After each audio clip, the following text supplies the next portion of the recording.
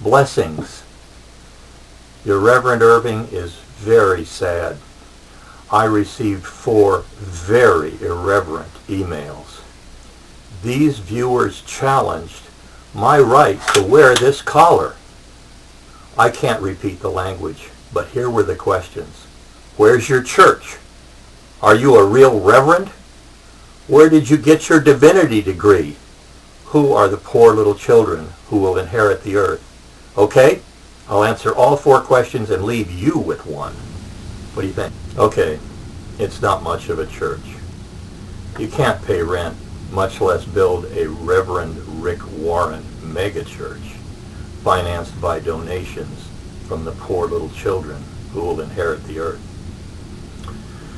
Actually, the Reverend is honorary. Look, I'm a born-again Christian. I'm an evangelical, or I wouldn't be spreading the good word on YouTube. However, I could not find one fundamentalist divinity school that gives courses on the poor little children who will inherit the earth, much less a degree. Oh, they'll teach you more than you want to know about the rapture.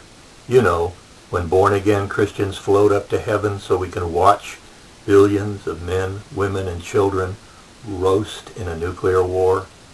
From heaven's bleachers we can watch the survivors die a slow, agonizing death in a 7-year nuclear winter. The only good news they teach is that 144,000 of the world's 10 million Jews will be spared to become instant Christians. Yes, some divinity schools preach the final extinction of the Jewish people, and they have the nerve to call themselves Christian Zionists. They have much to teach about the future, but nothing to say about the poor little children who will inherit the earth. So who are these children? You're one. What's the age limit? None. Bingo!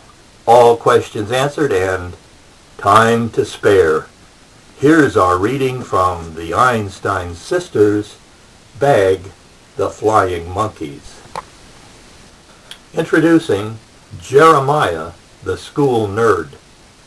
He was coached by none other than Jesus of Nazareth to give his first prophecy in a school assembly, a memorial ceremony for poor Seaman Lightning Cleary, who died in his country's uniform.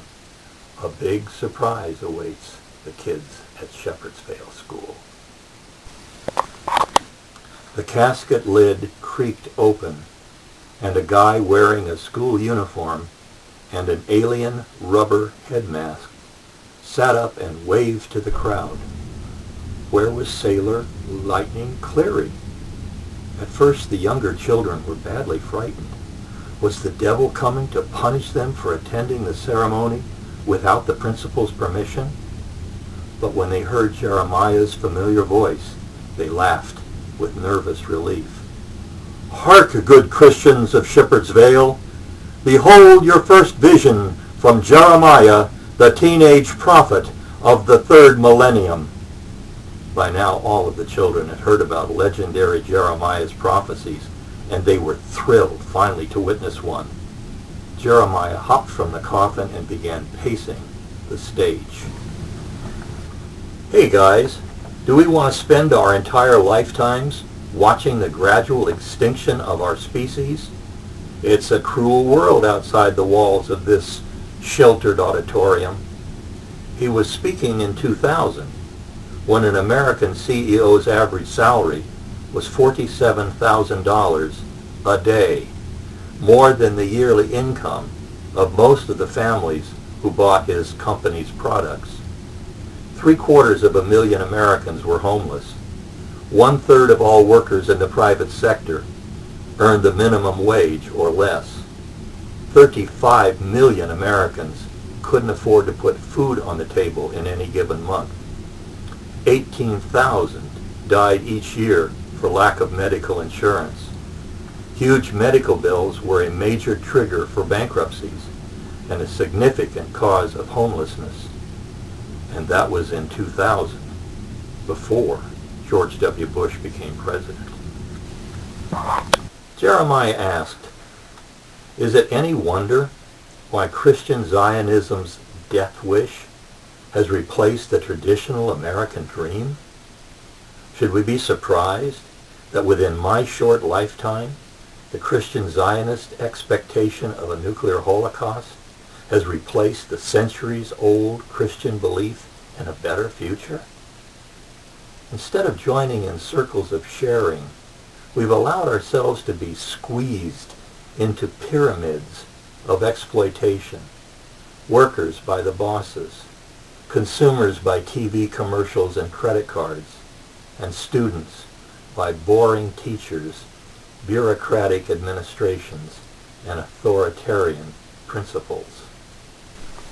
What do you kids think is waiting for you after high school graduation? It ain't no land of milk and honey. Boring, bone-numbing, double shift, and dead-end jobs that let you take home 2 gallons of gas for an hour's work. College? More boring classes about stuff you'll never use and that you'll try to forget on the weekend by crawling into bottles and bongs. The payoff? You graduate $10,000s of dollars in debt to financial parasites who gave a cut to your own college administration. What happens if Bush and Cheney's military extravagances bankrupt our country while you're in college? Will you be pulling down a 6-figure salary and sending your kids to college? Get real. You'll die before you ever pay off your own college loans. He thumped on the hollow casket, ripped off the alien mask, and threw the green, wart-pocked rubber on the floor. Maxine and her sister Norma exchanged glances of amazement. The cheerleaders, Candy, Honey, and Taffy, were drooling over brilliant Jeremiah like a rock star. "Oh, I forget, we have another choice," the mighty orator roared, pointing to the empty casket.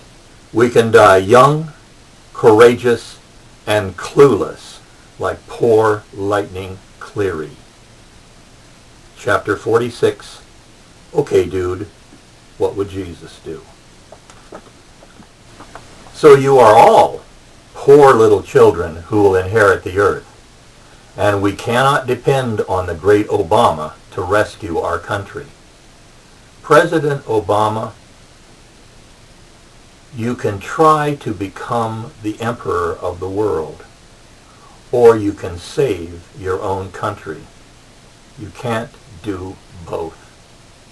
A bankrupt military superpower like ours is going to squeeze us citizens mercilessly to pay the ballooning interest on its trillions of dollars of debts to foreigners.